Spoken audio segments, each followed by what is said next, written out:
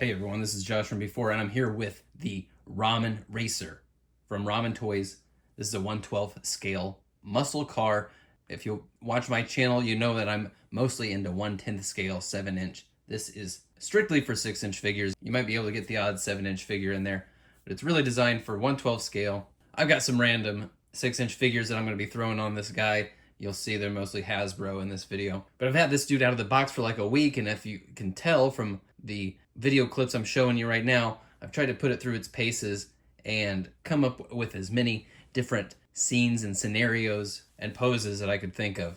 I think it's clear to see I have been having a blast with it. This baby, when you get it in hand, you will see that just every corner of it has some sort of functionality or play feature, whether it's lights and sounds, opening doors, hood, trunk, moving steering wheel and gear shifter and seats. The tires spin, the front tires turn left and right. The tires can be swapped out. Front grille can be swapped out. The rear lights can be swapped out. Every nook and cranny of this thing has had some real thought put into it, and it's just a dream in hand. I think we're gonna be looking at this moment and as there was before the Ramen Racer and after the Ramen Racer. If you're a toy collector, you know it can be hard to get consistent scale vehicles for your figures.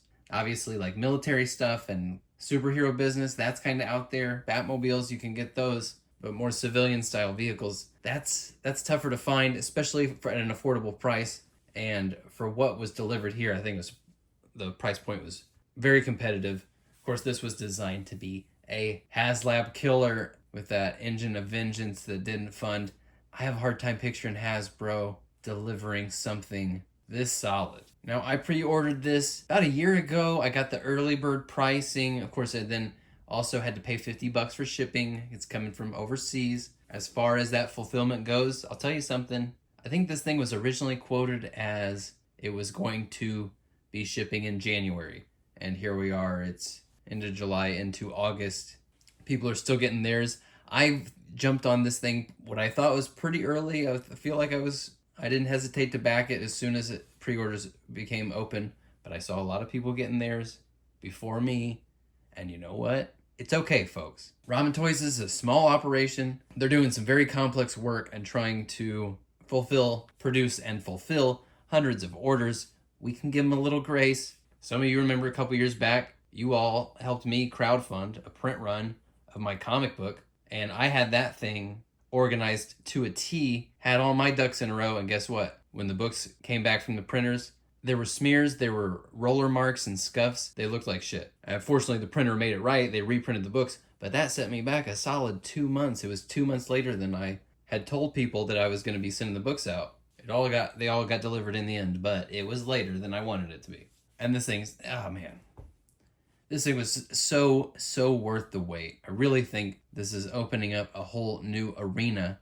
Beautiful to look at. It's cast in this matte black. It's got silver paint details for like the hood clips, the trim around the windshield and the windows, and then it's got chrome. I don't know if it's vacuum sealed but the bumper, the rear view mirrors, the rims, all those pieces are chromed out.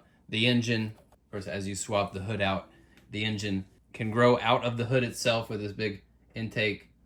The idea is you can mix and match pieces, hood, bumper, lights, to fit a few specific scenarios, including a vampire hunter, Toretto family, etc. Me, I'm just kind of mixing and matching, going with whatever I like. I'm just putting that on there and running with it. I'm not necessarily sticking to a specific configuration. One thing I haven't done is I have not swapped the tires yet, because the idea is you're meant to be able to take this little magnetic piece from the front and pull these, it's got a little magnet, and you can pull these pieces off of the rims, access this little screw, unscrew the wheels, and swap them out.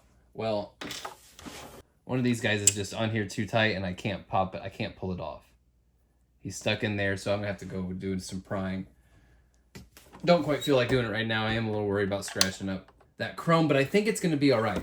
There are a few instances here, like I was worried about popping the hood off the first time because it's real tight and it feels like you're gonna yank something apart up under that hood there, but it came off just fine. And swapping out the hood is actually easy peasy. The only complaints I would really have about these things are extremely minor. One thing I have done is I have accidentally broke off the little door lock on the driver's side. Of course, I was fidgeting around with some poses and putting characters leaning their elbows on the window. I broke that thing off. You can see, compare that to the other side. You can see it's just a tiny little raised thing. But truthfully, I don't think anybody would ever notice that. You never would have noticed that unless I pointed it out. I'm not really tripping on it. I love the way the lights work. There's a switch right under here where you can turn off the lights. It's powered by a battery. Inside the trunk, you'll have to supply your own battery. You got to get one of these guys that has the cord on it, kind of like RC style battery that goes in the trunk. And of course, you might not want an unsightly corded battery just floating around the trunk. Guess what? They've thought of that too. They've thrown in this little kind of pelican case back here. Pop it open. The bottom pops out as well, so you can thread that battery up in there, and now instead of an unsightly battery, you've got a nice little case floating around there in the trunk. Pop open this gas cap, and there's a USB-C port right there. Hilarious and functional. And there's even a second USB port on the underside if you'd rather hide that cord and run power to it while it's being displayed and not see any unsightly cords. Just brilliant. I can't stop playing with it. You know what? If I had one note, if there's one blue sky wish list sort of idea that I could throw out there, and I don't know how it would even be accomplished, magnets or I don't know. It would be tricky. But if you could if there was an easy way to pop out the windshield or the back window so that as toy photographers could get our camera lens that much closer to the action and see what's going on in there.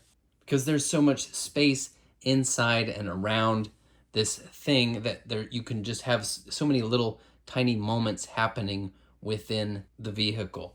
I've always said that a great toy vehicle is also a play set, and this very much fulfills that idea. It is a complete environment with room for smaller little scenes to be playing out within the big picture. It's also a giant prop. The way you have your characters posed and interacting with the vehicle can add personality to that character. It's truly everything you could possibly want.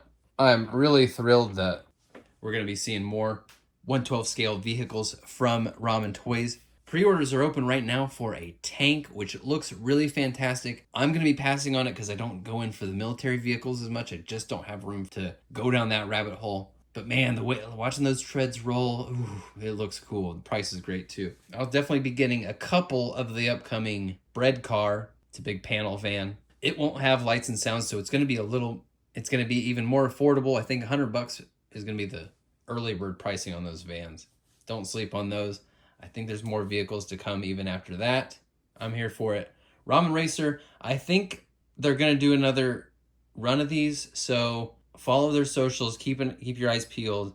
If these go back up for pre-order, you're really not going to want to sleep on them, folks.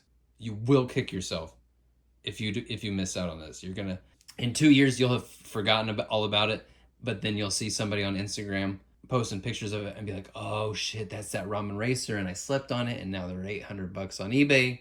So don't miss out. I really do think you'll regret it.